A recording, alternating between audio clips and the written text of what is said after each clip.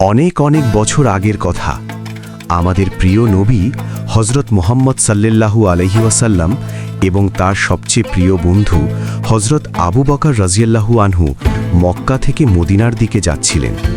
কিন্তু মক্কার দুষ্টু লোকেরা তাদের ক্ষতি করার জন্যে তলোয়ার নিয়ে তাদের পিছু নিয়েছিল। নবীজি সাল্লাল্লাহু আলাইহি ওয়াসাল্লাম এবং আবু বকর রাদিয়াল্লাহু আনহু হাঁটতে হাঁটতে খুব ক্লান্ত হয়ে পড়লেন।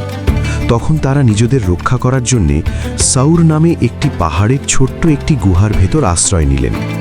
গুহাটি ছিল খুব অন্ধকার এবং ছোট। বাইরে থেকে তাড়া করে আসা দুষ্টু লোকেদের পায়ের শব্দ শোনা যাচ্ছিল।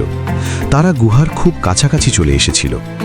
আবু বকর রাদিয়াল্লাহু আনহু কিছুটা ভয় পেয়ে নবীজিকে বললেন, হে আল্লাহর রাসূল, ওরা তো একদম কাছে চলে এসেছে। ওরা যদি এখন নিচু হয়ে গুহার ভেতরে উকি দেয় তবে তো আমাদের দেখে ফেলবে। নবীজি শান্তভাবে হেসে বললেন, ভয় পেও না আবু বকর, আল্লাহ আমাদের সাথে আছেন। ঠিক তখনই এক অলৌকিক কাণ্ড ঘটল। আল্লাহ তাআলা একটি ছোট্ট মাকড়সাকে হুকুম দিলেন। মাকড়সাটি খুব দ্রুত গুহার প্রবেশপথে একটি সুন্দর জাল বুনে ফেলল। মাকড়সাটি এত দ্রুত কাজ করছিল যে কয়েক মুহূর্তেই পুরো গুহার মুখ জালে ঢেকে গেল। পাশেই একটি বুনো কবুতর উড়ে এসে সেই জালের ঠিক পাশে একটি বাসা বানালো এবং সেখানে ডিম পেড়ে শান্ত হয়ে বসে থাকল। কিছুক্ষণ পর দুষ্টু কাফেররা গুহার মুখে এসে দাঁড়ালো। তাদের হাতে ছিল ধারালো তলোয়ার। একজন বলল, আমার মনে হয় তারা এই গুহার ভেতরেই লুকিয়ে আছে, চলো ভেতরে ঢুকে দেখি। কিন্তু অন্যজন গুহার দিকে তাকিয়ে বাধা দিয়ে বলল, আরে না, তুমি কি পাগল হয়েছ?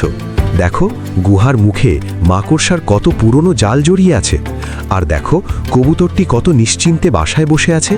যদি কোনো মানুষ এই গুহার ভেতরে ঢুকত তবে কি এই মাকড়সার জাল অক্ষত থাকত আর কবুতরটি কি উড়ে পালাতো না?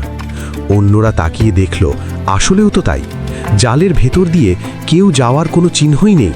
তারা ভাবল এখানে কেউ নেই, তাই তারা সেখান থেকে অন্য দিকে চলে গেল। এভাবে একটি ছোট্ট মাকড়সা আর একটি কবুতরের মাধ্যমে আল্লাহ তাআলা তার প্রিয় নবীজিকে অনেক বড় বিপদ থেকে বাঁচিয়ে দিলেন। গল্পের শিক্ষা: আল্লাহ যদি কাউকে রক্ষা করতে চান তবে একটি ছোট্ট মাকড়সার জালও বিশাল দেয়ালের চেয়ে বেশি শক্তিশালী হয়ে দাঁড়াতে পারে। আল্লাহ সবসময় তার বান্দাদের সাথে থাকেন।